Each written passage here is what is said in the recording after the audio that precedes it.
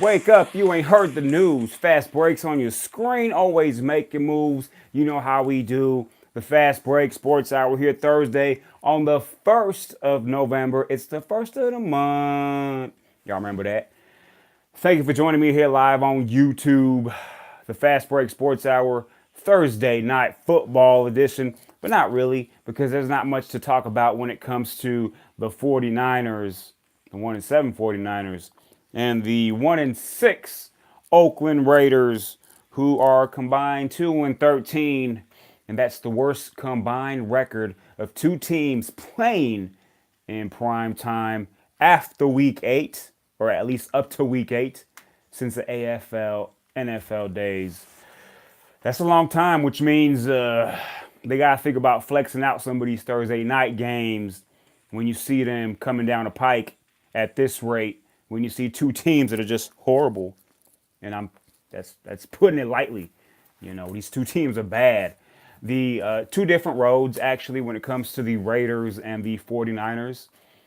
The 49ers are bad because their quarterback got hurt, so there's not much more they can do, not much more they can prove, because they had all their hopes and dreams and wishes and everything in a bag and handed it over to Jimmy Garoppolo. But once he went down with a knee injury, everything goes out the window. There's no hope. There's nothing CJ Beathard can do that could have saved the season. So the Niners came into the season with high hopes. And when I say high hopes, I'm not saying Super Bowl. I'm definitely not saying that. But I did see them as a team sneaking into the playoffs as a wild card in that division where the Seahawks and definitely the Arizona Cardinals were going to take a step back. The Seahawks are doing a little bit better than what I expected up to this point.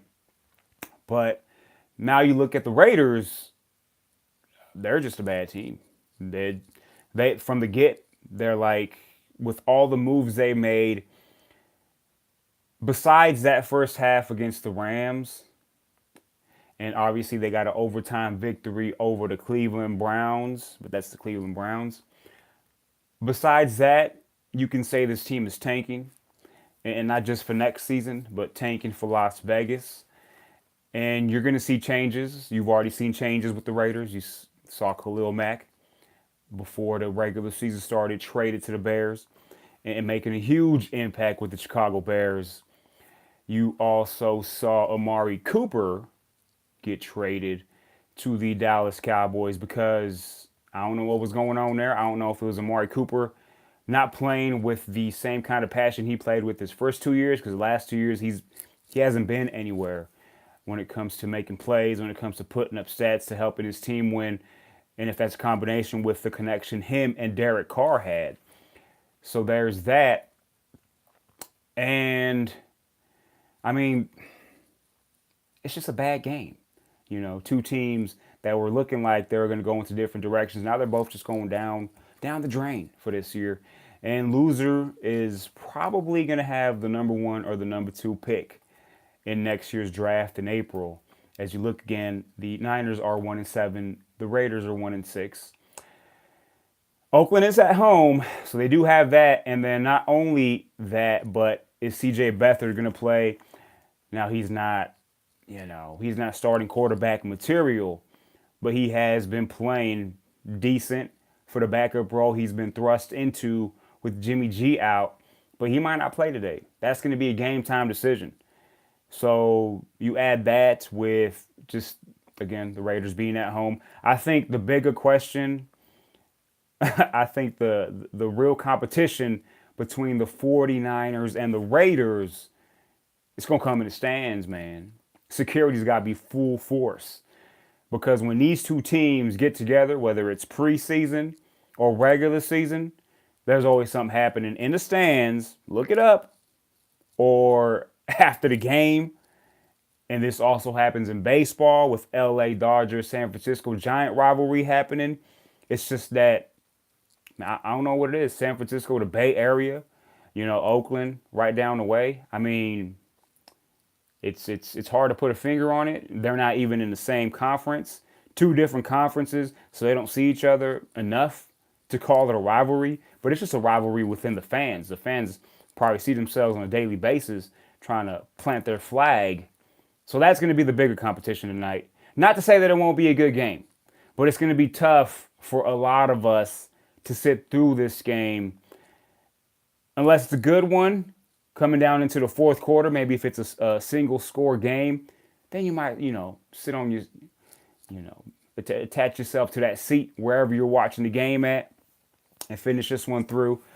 But I mean, same old story when it comes for the Raiders. Derek Carr, how is he going to play? No more Marshawn Lynch. You got Jalen Richard. You got Doug Martin. And then out wide without Amari Cooper, you thought Martavis Bryant was going to be thrust into a bigger role, but no targets for him last week. And then you have Jordy Nelson, who is looking the part of older wide receiver. He's probably going to get a lot of the targets. Jared Cook, definitely. I think he's the bright spot in that offense. And they got Brandon LaFell. He had a touchdown in Sunday's game, had about 3 catches for 29 yards and a touchdown. So, I mean, it remains to be seen. I would have thought Martavis Bryant would have played a bigger role in this offense. They're saying that's going to be the thing tonight.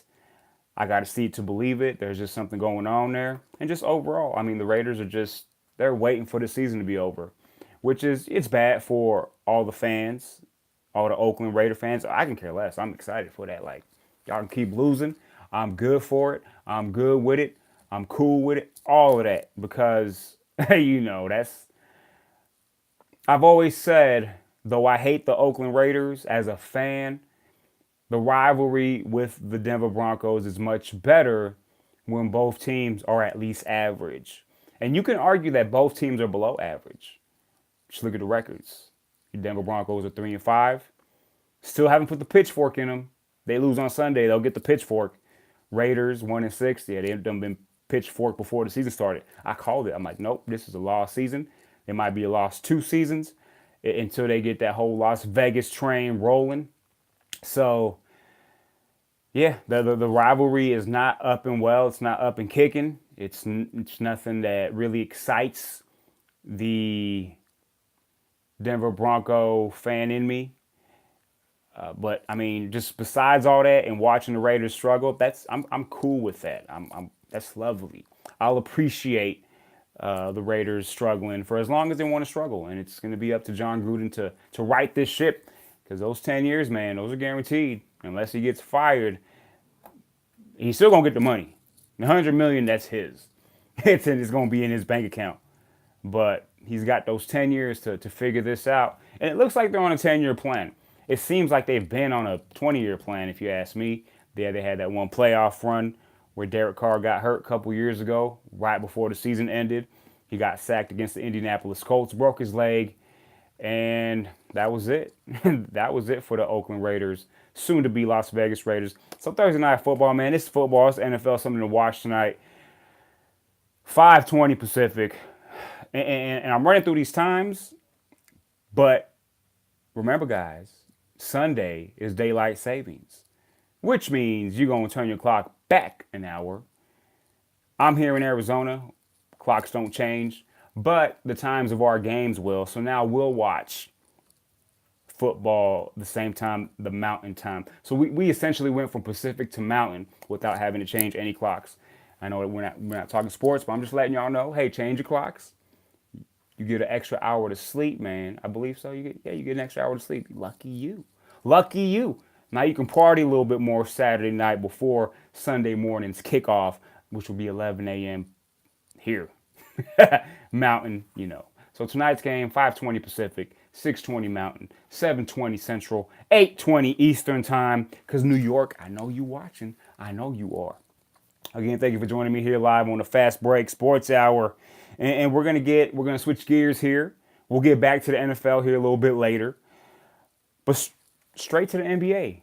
I mean, the season is very early, but you already see the trends with some of these teams. We all know the Warriors are going to be there at the end of the season.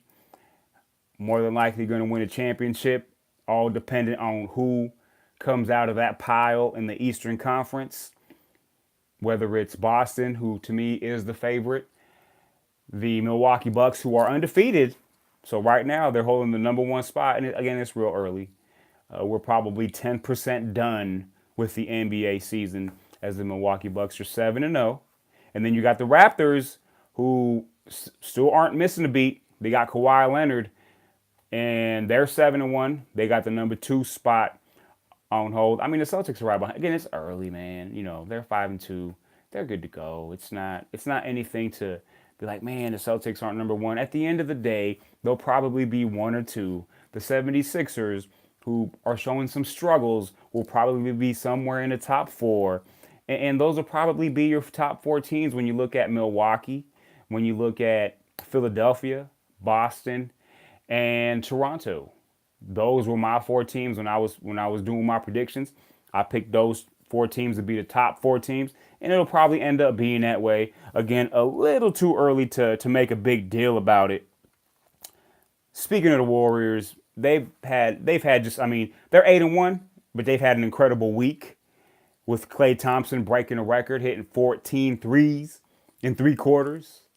And that's a trend when they put up stats in 3 quarters, because Steph Curry dropped 51 earlier in the week in 3 quarters. That's ridiculous. So that's bait, man. If Steph Curry plays this whole game against the Chicago, no, who was it? I forgot who they was playing against. I know Klay Thompson hit the 3-pointers against Chicago Bulls. That was the 14 threes. But Steph Curry, 51 points in 3 quarters, that could have easily been 65, 66. Just keeping it real. Probably 70 if he tries. And then you got KD, who's just, averaging 27 points a game. You're not going to stop this. And now you got a determined Draymond Green who wants that Defensive Player of the Year because he wants that Supermax contract. This team's going to be there. They might lose a game or 2 in the playoffs in totality, maybe 3 in the 3 rounds that they'll play in the Western Conference. But the Denver Nuggets, number 2 seed, they were one of my teams that were going to burst into the playoffs after missing the playoffs the last few years. I had them as a 6 seed. Right now, they're at 6-1, and they're on a really good pace. They could easily be 7-0. They're the team that gave the Warriors their first loss, their first and only loss. So the Nuggets are doing things. And then you look at the bottom of the Western Conference, and you see a couple teams there where you're like, whoa, wait a minute. Now, the Phoenix Suns, they're 1-6. I mean, same old story. Breaks my heart. But it's just, hey, man, it's different players, same old, you know what? Waiting for them to turn the corner at some point, because you cannot keep using they're young as an excuse for the next, man, that's been an excuse for the last 3-4 years. It's just a young team ready to grow. But, and when 1-6, they're getting blown out by 20 plus in all of these games. After winning the first game against the Dallas Mavericks in convincing style, fooling me, talking about, man, that this team might be somewhere around 35 to 36, 37 wins. This team might be, again, another 22-win team, unless they get things going. But right above them at 1-5 are the Houston Rockets. That's where the issues start. That's where they better hurry up and make a call for Jimmy Butler and get rid of, Carmelo Anthony. We all knew that was going to happen. The guy doesn't play defense. And it's just too many guys that need the ball and that won't play defense. And that's what's happening with the Rockets. And then you got Mike D'Antoni, who does not promote defense. He just promotes 7 seconds or less. Go down there and score quick, shoot threes all day. That's just, it works sometimes. It worked last year up until Game 6 and Game 7 of the Western Conference Finals. It's just not working early on. Now, I'm not talking about the Rockets missing the playoffs. I don't believe that. I think it's an early season hiccup. They're definitely not going to be a number 1 or number 2 seed now, even though it is early on. I mean, you start 1-5, you're not going to be a 1 or a 2 seed. They could still fight for, anywhere between 3 and 6, which is where I see them at the end of the day. I had them at number 2 before the season started, but I didn't see this happening, the 1-5 And the Lakers, 3-5. I'm not too worried about the Lakers. Again, I'm a Suns fan, so that's cool. But LeBron has some work to do. I mean, LeBron's doing his part when it comes to the stats he puts up. But he's going to do a little bit more. And you have to wonder, because there's always a point in a player's career, especially an elite player, a superstar player, the greatest player on the planet. There's always a point where things start to look a little bit slower than what they used to when it comes to the player himself. And again, it's early on. I feel like LeBron is one of those players. Kobe used to do this as well. And I'm not talking about the Kobe of, what was it, 2014, where he was just falling apart, or 2015. And it was like he'd have one good game, bad game, shoot 30 times, and that's the only reason why he scored points. But more so, Kobe went before he had the Achilles injury, where he would start the season and he would still put up points, but you can tell he wasn't in the greatest basketball shape. But then he would just smooth right into it, and he was still, top 3, top 4 player, if not the best. But LeBron, it's not that bad, but you can start to see little changes. It's just, I don't know. It's just one of those things that, is it because it's early on in the season? Is it going to take a little bit of time for these guys to mesh? That's probably part of it. We'll get more of an idea as we get closer to January, February. Again, the NBA is, 2 weeks into the season, if that, 2.5. So, not a big deal at this point. But at 3-5 and out of the top 8, I think they'll climb into, maybe the 7th, 8th spot. I had them at 4 or 5, but things are taking a little bit longer than what I thought they would. And you have to look at teams like Sacramento. They're 5-3. They have a lot of young, good talent, but I don't see them as a playoff team. They're just having that early season push, and I think they'll fall back down. They're definitely better than they were last year, but they're not going to be a playoff team. I can almost guarantee you that the Kings will not be a playoff team. 5-3, great start, good for them. But I expect the Lakers and the Rockets to get things going here, maybe after the 10-game mark. Because if you remember, LeBron with the Miami Heat, when he went back to Miami, those first 10 games were also rough. I believe he was 5-5 after those first 10 games with the Miami Heat and Dwayne Wade and Chris Bosh, and then you saw what happened after that. So it could be that.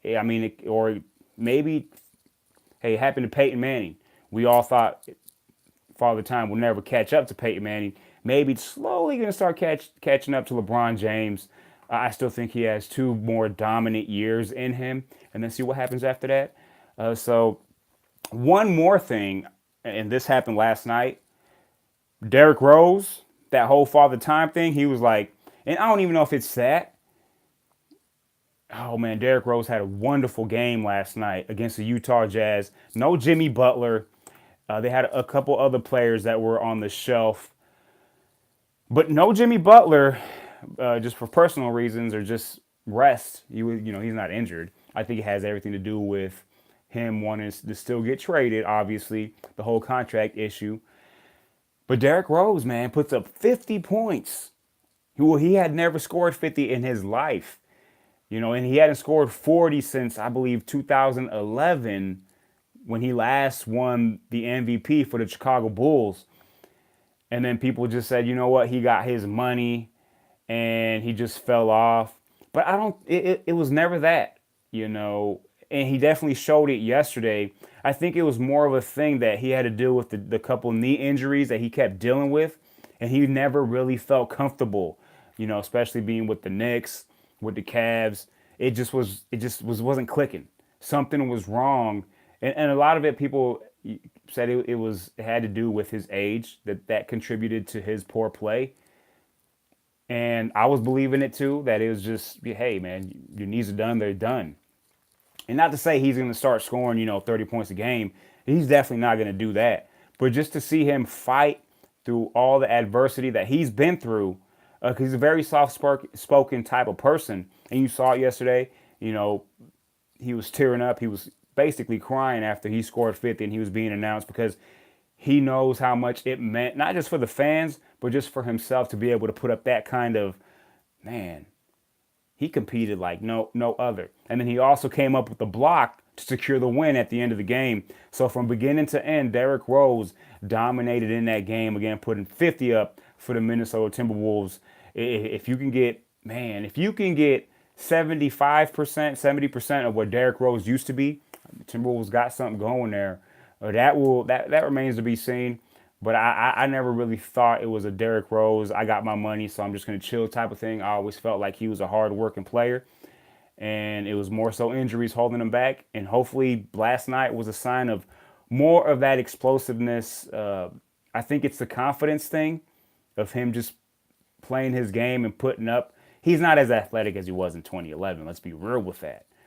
But it's like any player that ages, you might not be as explosive, but you get smarter and you understand angles better, and it's easier for you to score, though it doesn't look as pretty or as explosive as it once did.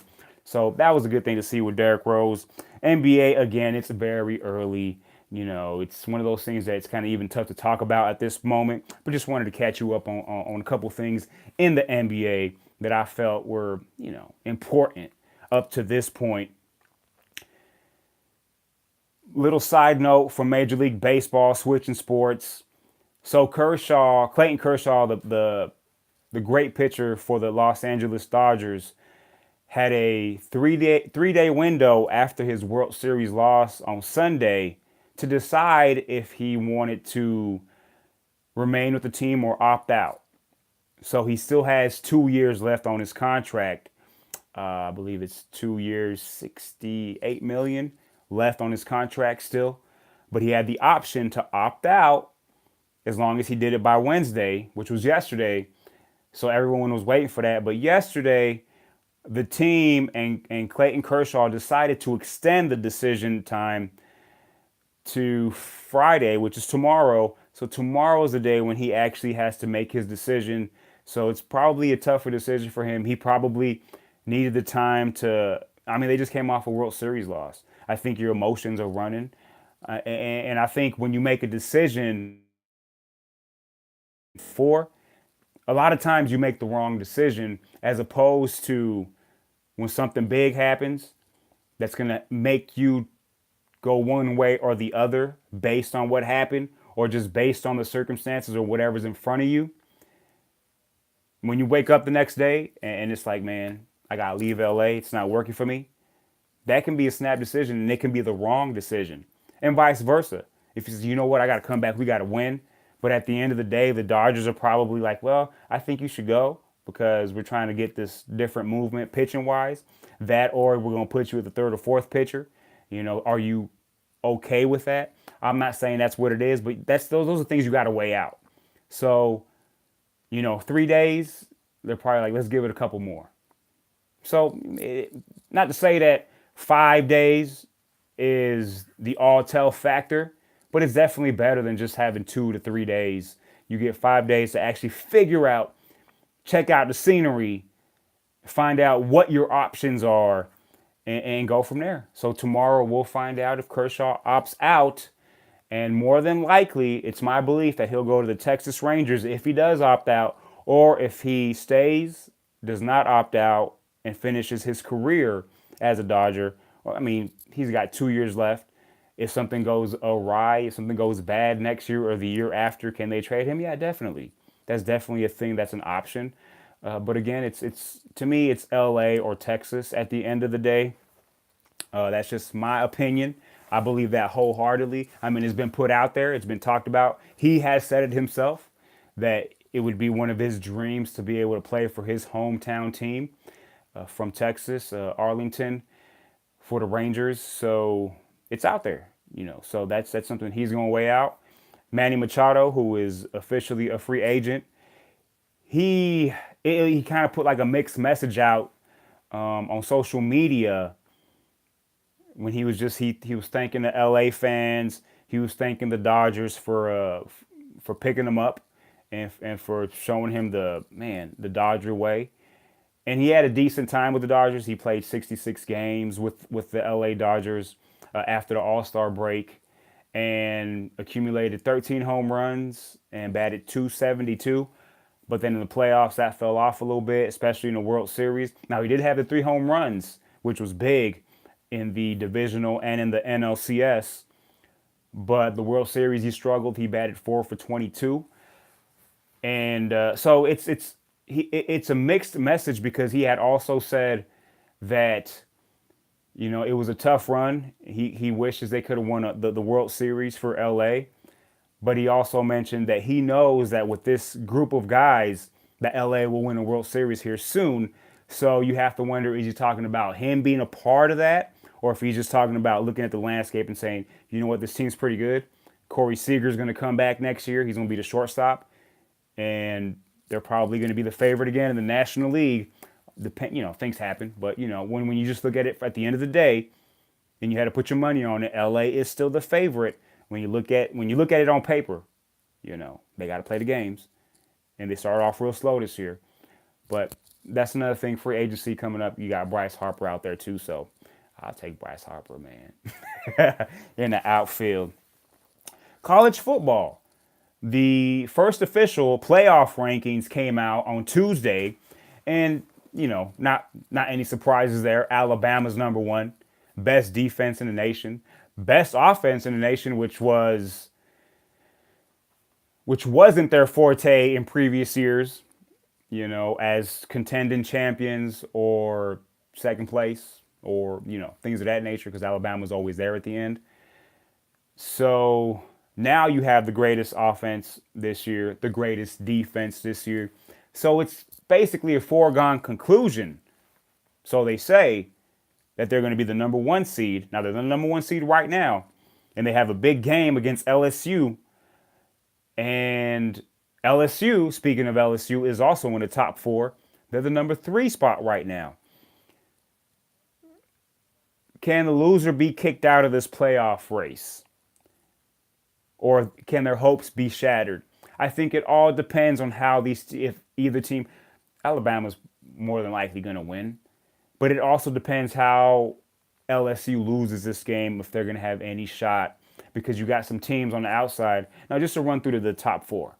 So you have Alabama's number 1, Clemson is number 2, LSU number 3, and Notre Dame at number 4.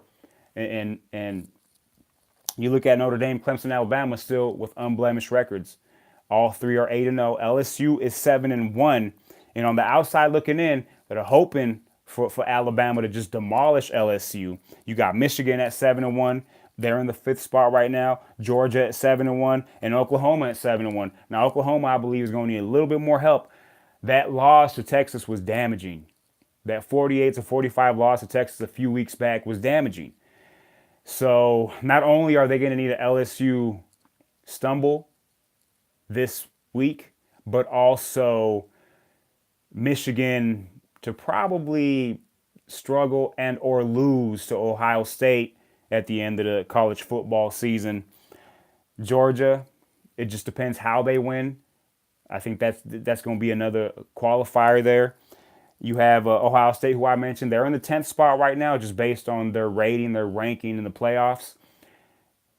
Can they creep up there? I believe they can, depending on how they finish out the season.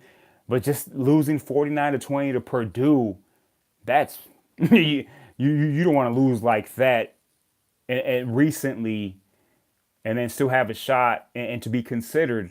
Can they change things up? Yeah, but they're going to have to dominate against Michigan. And I don't see that happening. I think this is the year Michigan gets Ohio State.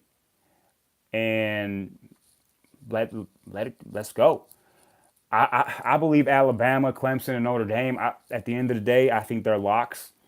I think the only question is LSU. And could they pull the upset off? If they do that, then all bets are off. Then you have to wonder, does Alabama stay in the top 4? I don't see that happening, but crazier things have happened. And Alabama still has a game against Mississippi State, who's ranked. Clemson, Boston College, who's ranked. LSU has, Texas A&M, number 20. And Notre Dame has number 14, Syracuse. They have a rivalry game against Northwestern this weekend. So again, still three, 4 weeks to go. You got the conference championship game still coming. So it's still a lot that can happen. But I mean, realistically, it's going to take a lot for a team like Oklahoma to get in. It's going to take a lot for a team like West Virginia to get in. Kentucky, man. And obviously Central Florida, who's on a 20-game win streak, who goes undefeated every year, but they never get a shot. I think this is why college football has to get closer to an eight playoff season or postseason, 18 playoff, because now you get more teams that you're like, well, are they a playoff team? You'll never know if they don't get to play in the game. So a team like Central Florida, you can shut them up forever if you do the 8 playoff game, because they're not going to get in the top 4. It's just not going to happen. A lot of things will have to happen. They would have to go undefeated, which they probably will, and all the teams above them would have to lose a game, and possibly 2. That's how much of non-consideration they are getting. So if you did a top 8, they would have a better chance to get in the top 8 as opposed to the top 4. And then if they were able to sneak in the top 8, then you can shut them up and have one of these teams dominate them. Or they can say, you know what, we belong in this playoff series, in this playoff type of atmosphere if they show up and ball out. But that won't happen until you do the 8-team playoffs. I think that's the end game in this. I think that's the perfect thing for this. 8-4-2. That's what it would be. That it would be 3 weeks of playoffs, which you can do easily because the championship game is always the second week of January. So now, you have that first game the last week of December, in a warm temperature place, warm climate. Last week of December, and then the first week of January is the Final Four, and then the championship mid-January, second week of January. You're good to go. You're not really interfering with the NFL playoffs, somewhat Saturday or whatnot, but you have Monday open because there won't be any more Monday Night Football. Last week of the season, week 17 for the NFL, there isn't any Monday Night Football. You can probably, and I think ABC would be smart to do this, ESPN, whatever combination, would be smart to do this. And that last week, week 17, you have that Monday, you play those 2 games there. Then the following week, do it again, and then just have your championship game on a Monday. That's it. So you won't miss out on Monday Night Football no more. You'll tune in to watch these playoff games. But that's down the line. Again, NCAA, college football, got to go to 8 teams. I'm not going to sit here and tell you and give you guys the ratings of these teams. I'm not as experienced when it comes to college football. Exactly, the big wins, the big losses. I'll leave that for the experts. I mean, there's experts out there that they call themselves experts. I'm not an expert at anything. There are just some things that I know more about, like the NFL. And let's get right back to the NFL. We spoke about the 49ers and the Raiders, Thursday Night Football. Tune in for that tonight. This is the Fast Break Sports Hour again. Thank you for joining me. And we're at the midway point of the NFL season. We're going into week 9, where probably half of the league has had their byes. So there's probably going to be a couple more weeks of byes. Not probably, but for a fact, there's a couple more weeks of byes. I believe week 11 is the last bye week for any of these teams. So week 9, we're going to have 6 teams on bye. And when you look at the halfway point, you start looking at, okay, who has solidified themselves as a playoff team, who's really in the middle, and who's about to be pushed out of the playoffs, because you can determine that right now. And then who's automatically out, who's been pitchforked. That's what I like to call it. I like to call the pitchfork. When you about to put a what in them, we're going to get a pitchfork. And the teams that already have pitchfork, that to me, my opinion, have no shot at making the playoffs whatsoever this year.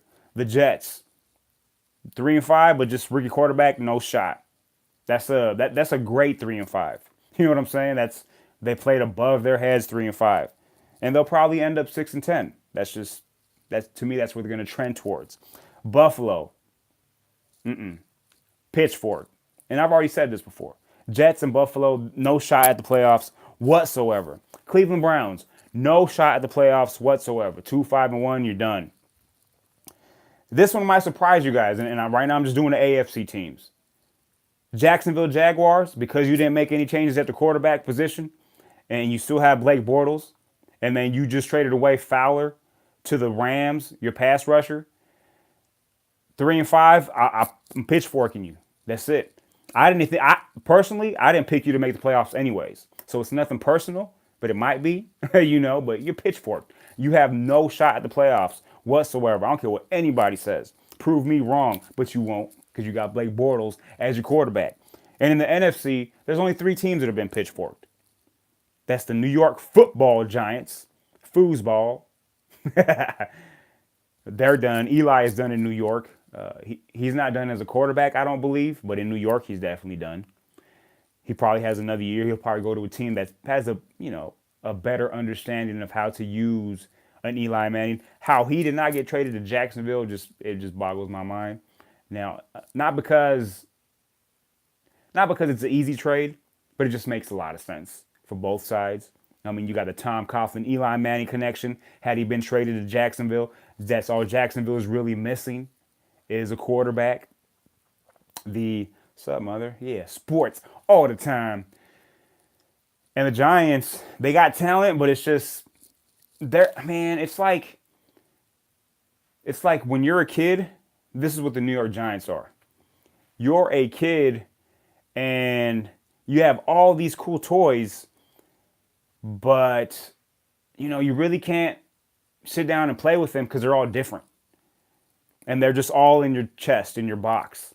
And you'll pull them out and you might have like a Slinky. You might have a WWE wrestler. You might have a Ninja Turtle. But when you pull them all out, you can't create a story because they're all different. Like Toy Story, they're all different. But if you had like 5 wrestlers, you can get your ring and you can, it makes sense. If you got, 3 or 4 Ninja Turtles, it makes sense. That's what the Giants are. They're just a lot of cool toys in a box that when they pull them out and you put them together, it doesn't make sense. That's probably a very bad analogy, but you get what I'm talking about. They got talent, but it just doesn't fit together. It just doesn't make any sense. Saquon Barkley, man, you stay there with the Giants. Everything else, Evan Ingram, stay there with the Giants. Man, Odell Beckham, I think, oh, man. It's going to be tough for them to draft the rookie quarterback, or if they think the quarterback's already on the team, for him not to disrupt that. Not to say that he's a disruptive player to his teammates, but just everything off the field, the attention grab might be a little bit too much just for the organization as a whole. And the expectations that he'll put out there for himself might be a little bit too high for whatever quarterback's going to come back or come into the fold for the New York Giants. So the Giants are pitchfork. They're a team that was forced into being pitchforked. I thought they were going to be a playoff team. I'm going to be real with it. I thought they were going to be a playoff team. They're not. And now they're probably a few years away from that. Time to actually rebuild. Keep your 3 or 4 diamonds that you have, and everything else got to throw out. Arizona Cardinals, pitchforked. They already know they're rebuilding, so it is what it is. That's nothing new. And the 49ers, the team that's playing tonight against the Oakland Raiders, pitchforked. But that's because the quarterback got hurt. They're building on the fly. They're doing it the right way through the draft. A lot of young players. And once Jimmy G gets back next year, then you can probably say they're going to fight for a playoff spot. That could be a possibility. All dependent on how Jimmy G comes back from this torn ACL. And, I believe I already said the Raiders are pitchfork. They're pitchfork. Tonight, 2 pitchfork teams playing against each other. Is it going to be ugly football? Or are we going to see some big plays? You might see a little bit of both. But those teams that I mentioned, those 8 teams have no shot at the playoffs, in my personal belief. Some of y'all might agree, at least on 6 of these. Some of y'all probably don't agree on Jacksonville, but let's be real with it. None of y'all believe Jacksonville is going to make the playoffs. Not with that quarterback, not with them starting 3-5, and just how they just haven't balled out this year. And that's incredible because they did beat the Patriots. They're one of 2 teams that have beaten the Patriots, the Detroit Lions. Now, the Detroit Lions, they fall in this group where if you lose your next game, you're going to be pitchforked. So here's the group of teams that I believe that if you lose your next game, you're done. You're not going to make the playoffs either way. So you have the Buccaneers. They're not pitchforked, but if they lose this weekend, they're done.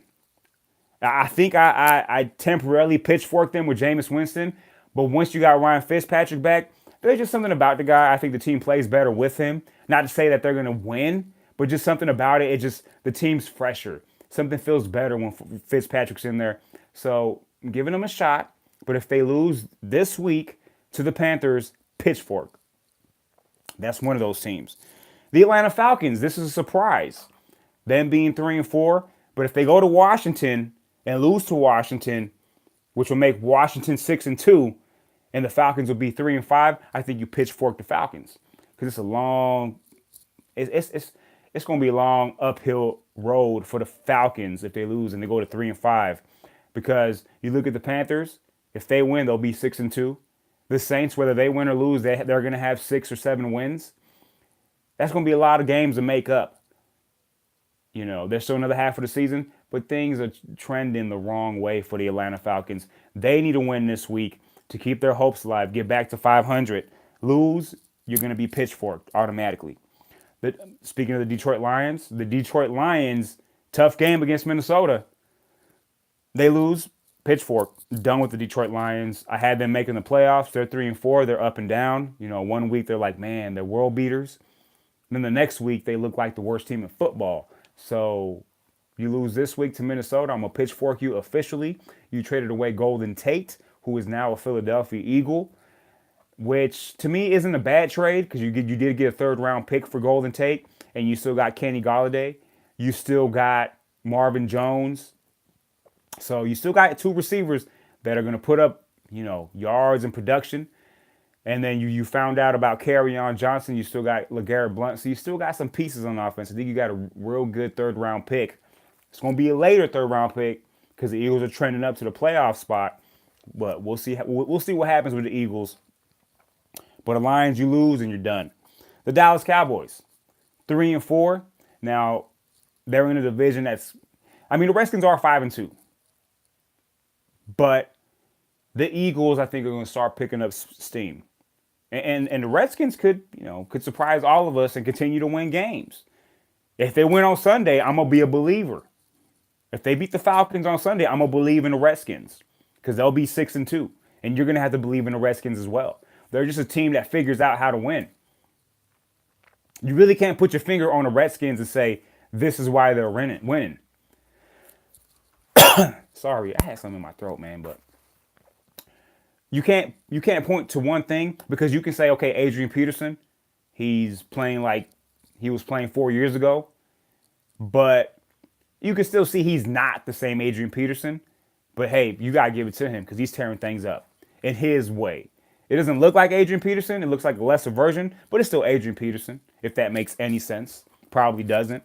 But if you guys watch him, you guys kind of see that he's being productive, but old Adrian Peterson would turn that 8-yard run into like a 30-yard run. You know, he's not as mobile, like agile. He can run down. He might get one juke, but old Adrian Peterson's just going to run you over.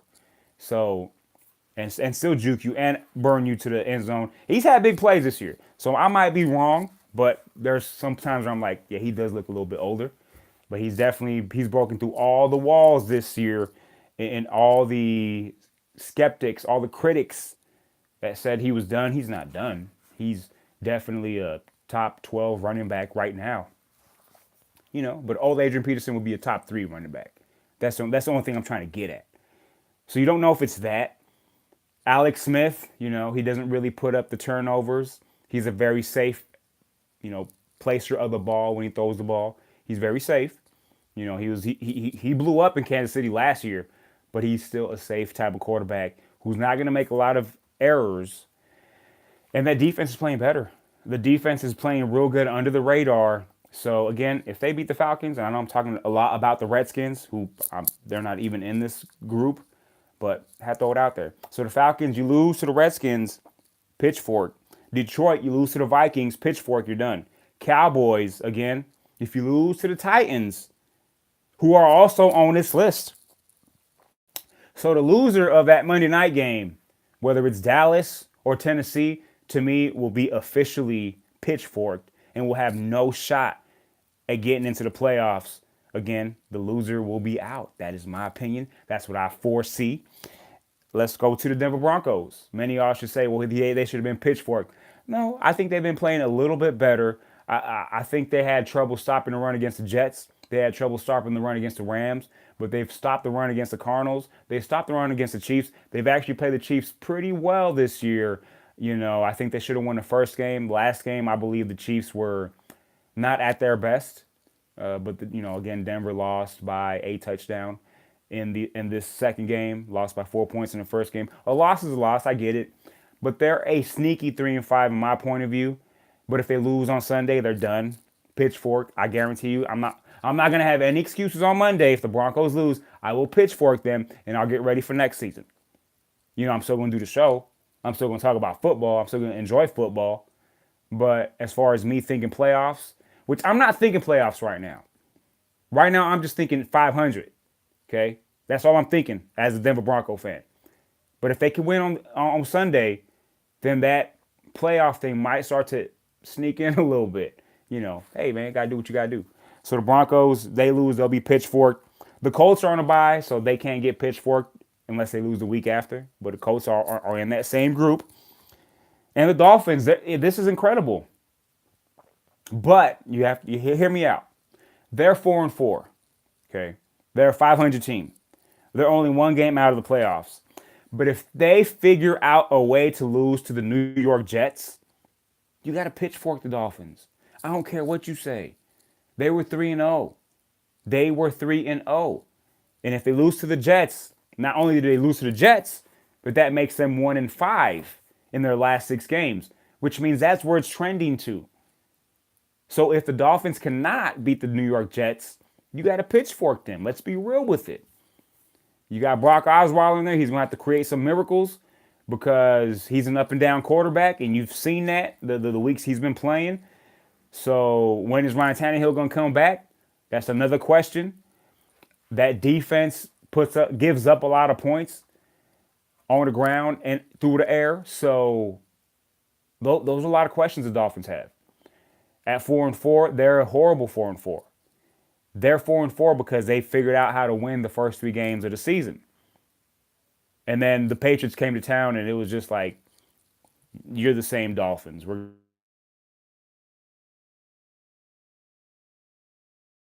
By any means necessary, the Dolphins have to beat the Jets. I don't care if it's 6-3 or if it's 48-47, but they have to beat the Jets or else it's over. Officially. Now we got to the next group who I believe so they're not in the playoffs right now.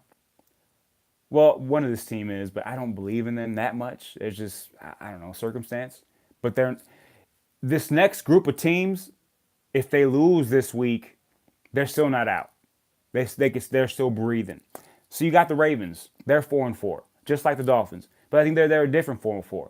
I think they've lost to pretty good teams, a tougher schedule, and I just think they're a team that can win on any given Sunday. There's that saying again. The Ravens are like the Panthers. They can win on any Sunday. And they can lose on any Sunday. They're that team. That's why they're 4-4. But if they lose to Pittsburgh this week, that's a big division game. I'm gonna have my eyes locked on that game. It's just that's a rivalry.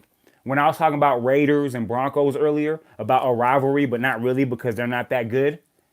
These two teams, this has been the Ravens and the Steelers, in my point of view, in my humble opinion, the Ravens and the Steelers have been the best rivalry in the John Harbaugh, Mike Tomlin era. So when they both were the coach and they were facing, I believe that has been the best rivalry overall. Not to say that they've always made the playoffs, but it gets dirty, and they play some real good games. Usually these games are decided by 7 points or less. That's just been the trend. And I don't see anything changing this week because the Ravens coming off a loss, they need to win. And the Steelers, they're flying somewhat high after beating down the Browns for whatever that means.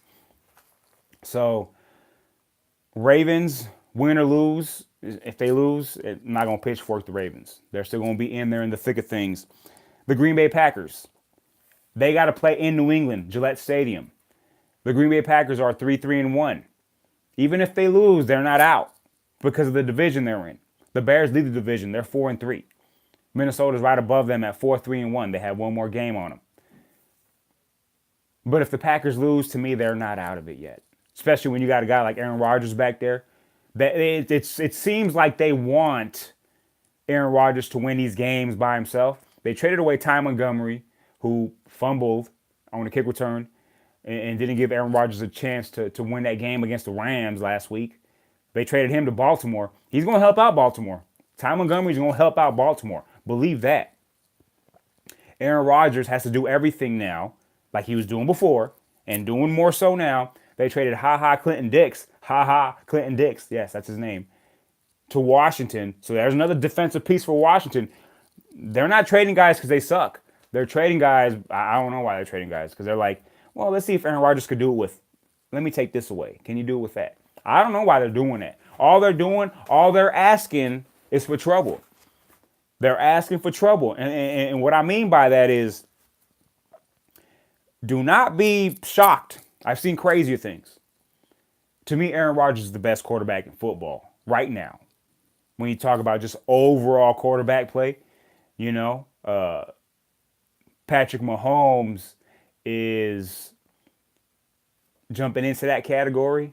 But you haven't won a playoff game. He hasn't gotten there. This is his first year as full-time starter. But I can't put him there yet. But that's the type of quarterback Patrick Mahomes can become. But Aaron Rodgers, to me, is the best quarterback in football overall at this point, at this juncture. It only takes so much before you say, you know what, this team does not want to put players around me to make it a little bit easier. I don't want to play here anymore. Is there anything in my contract where I can opt out so I can go somewhere else? Or trade me. Trade me or I'm not playing. They're trying to force their hand on something. Because every year, either they're not picking up players or they're giving away players that are good. So there's that. But again, Packers lose this weekend to the Patriots at Gillette. Man, Tom Brady versus Aaron Rodgers. Holy, you know what? That's wonderful. That's number 12 versus number 12. This is a Super Bowl that I would love to see. Number 12 versus oh my goodness. The best number 12 in the NFC going against the best number 12 in the AFC. Arguably the greatest quarterback of all time going against the best quarterback today. Man, Sunday Night Football is going to be crunk, man. Oh my goodness. Sunday's going to be crazy. Y'all better tune into that, man. Oh my. Y'all got to be happy y'all get to see this, man. To be able to see Aaron Rodgers go against Tom Brady. Man, the people that died in the 80s and 90s, they don't get to see this. I mean, rest in peace, but people that aren't born yet or that are like 2 or 3 or 4 or 5, they don't understand what's happening right now. That's Aaron Rodgers versus Tom Brady. Man, that's ridiculous. They've only played once before. This is going to be a matchup. Man, incredible. Aaron Rodgers is going to do some things, watch. Do not be surprised. I'm just saying. They're on the road. But anything could happen in this game. Aaron Rodgers is that damn good. He is incredible. Rhyme edible. But that's all I got to say about that. The Packers, if they lose, they're not out. So they're also in that group.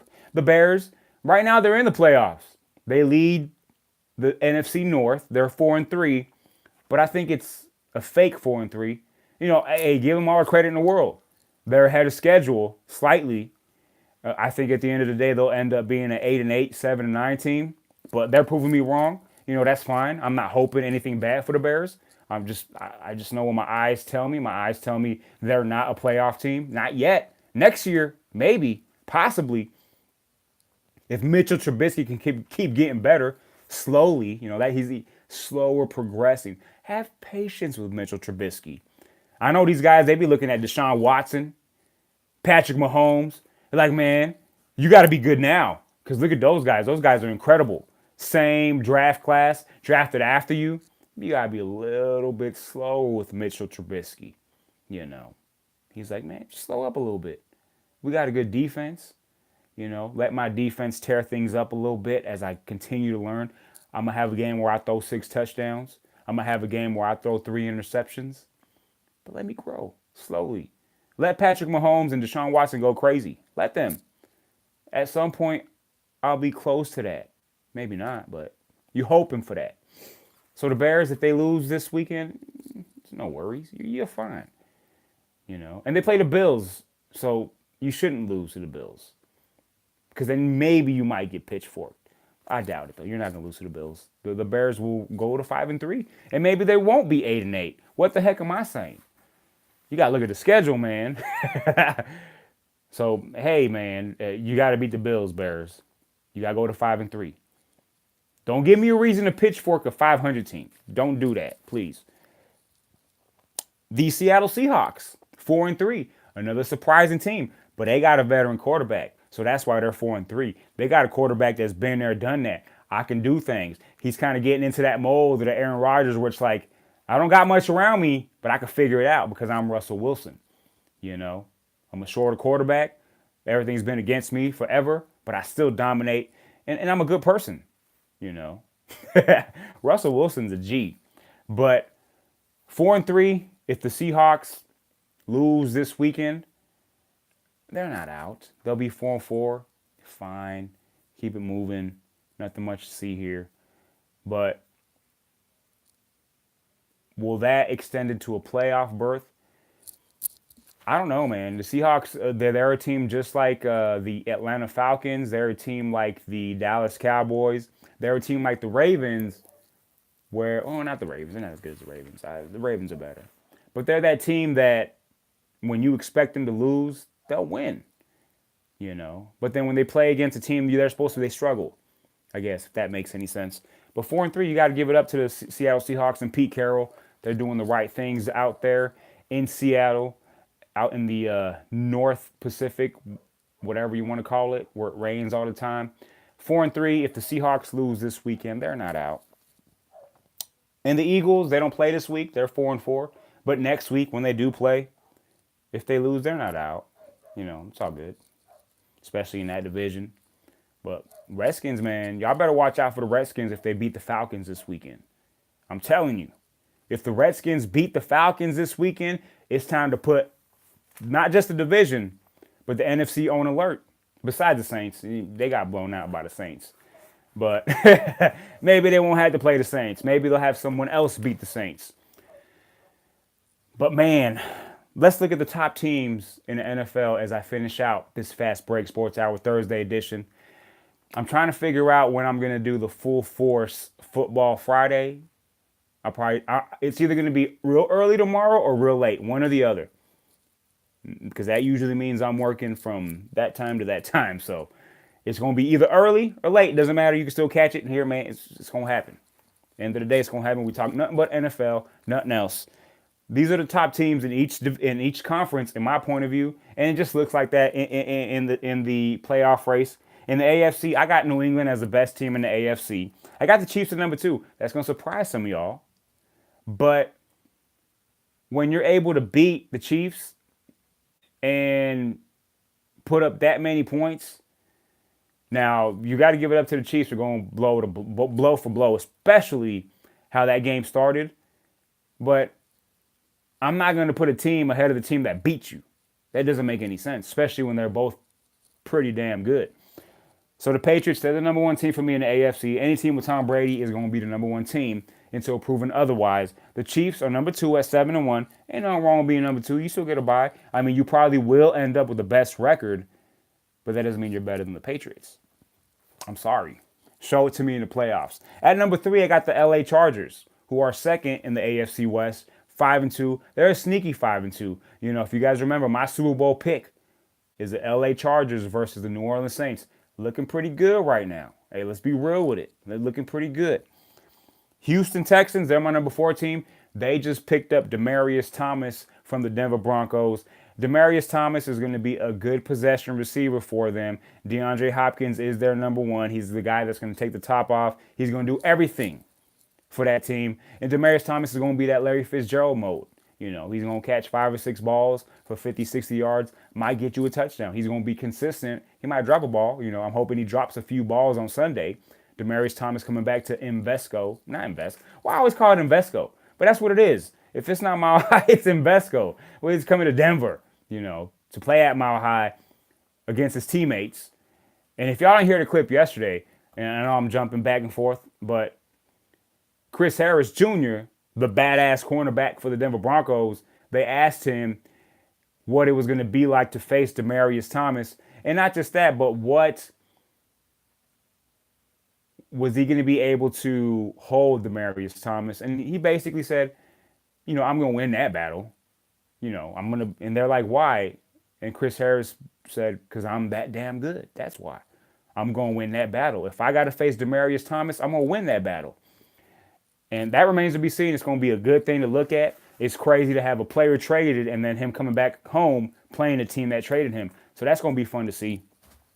And understand Demarius Thomas is a good pickup for the Texans as well because they lost Will Fuller the week before to a torn ACL. Will Fuller, man, that dude's no joke. Unfortunately, again, he's injured, out for the season. So they don't have that guy that can really take the top off of defense because that's what Will Fuller does. So, they got a good guy now, Demarius Thomas, in the middle of the field. Once in a while, might get a jump ball, but his best days are past him. Let's be real with it, I hope the best for DT, but sorry, bro, you got traded and you're the enemy now. That's just how it works in the NFL. But the Texans, they're my number 4 team in the AFC. They won 5 in a row. My number 5 team in the AFC are the Pittsburgh Steelers. They're a weird 4-2-1. I think this is like the worst Pittsburgh team I've seen, but they got a pretty decent record.